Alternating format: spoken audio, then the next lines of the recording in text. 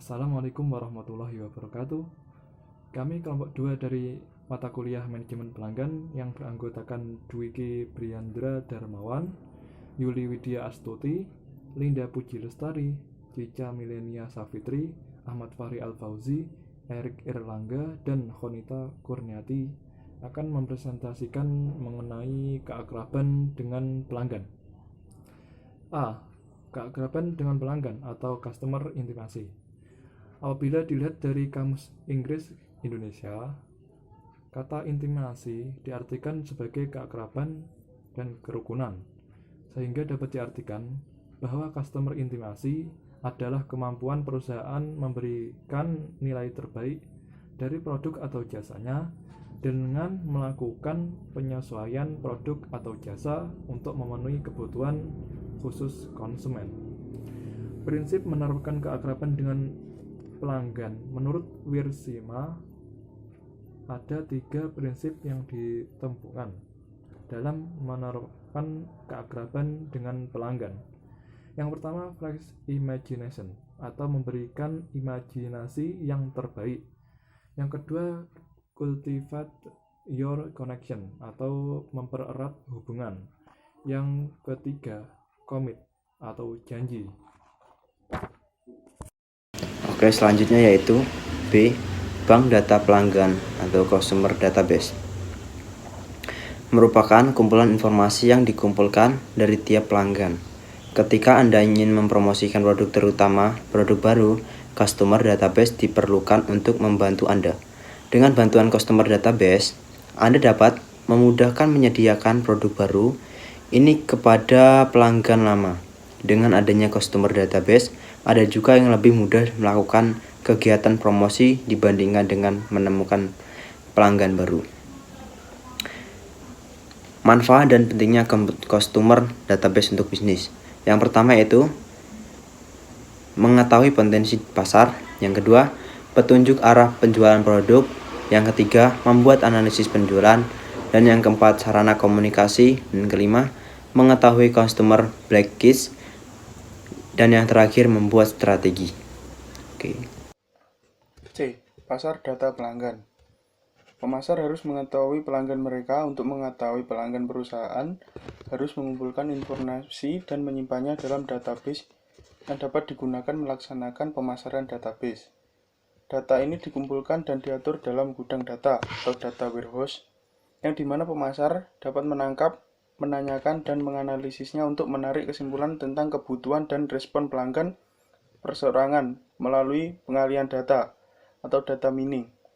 Ahli statistik pemasaran dapat menarik informasi yang berguna tentang tren, segmen, dan kebutuhan individu pelanggan. Integrasi data. Integrasi data adalah proses menggabungkan data dari berbagai sumber.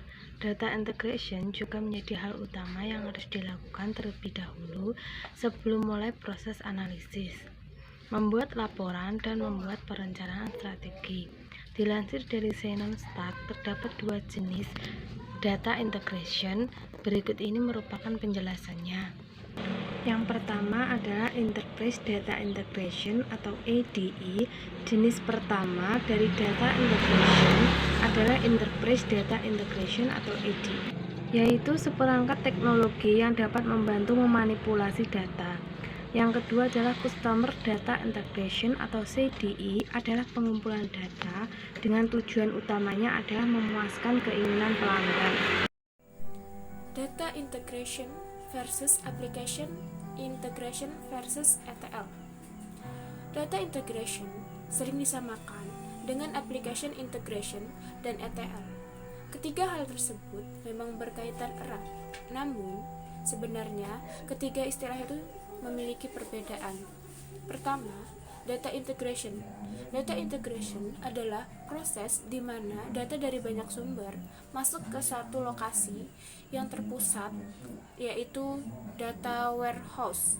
Lokasi akhir tersebut harus cukup fleksibel karena akan menampung banyak jenis data berbeda dan volume yang besar. Jadi dengan data integration akan mendukung pengumpulan data dalam jumlah besar untuk diproses dan dianalisis.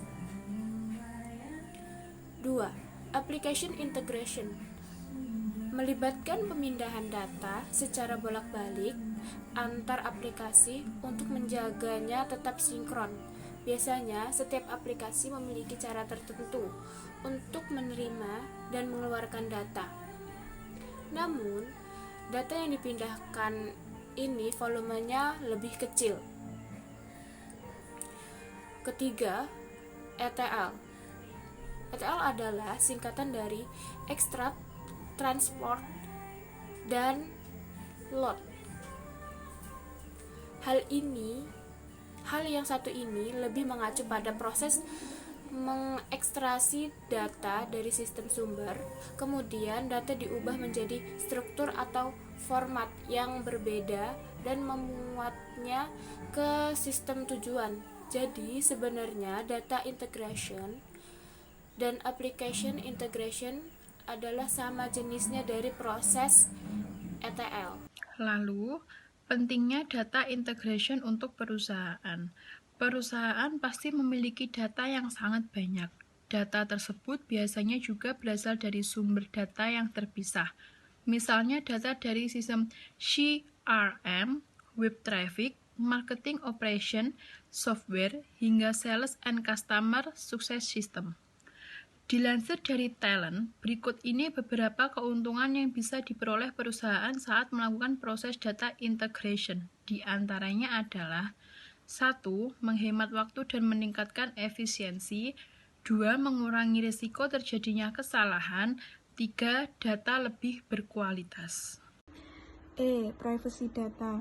Memiliki tanggung jawab yang cukup berat untuk menjaga privasi data pelanggan dan stakeholder.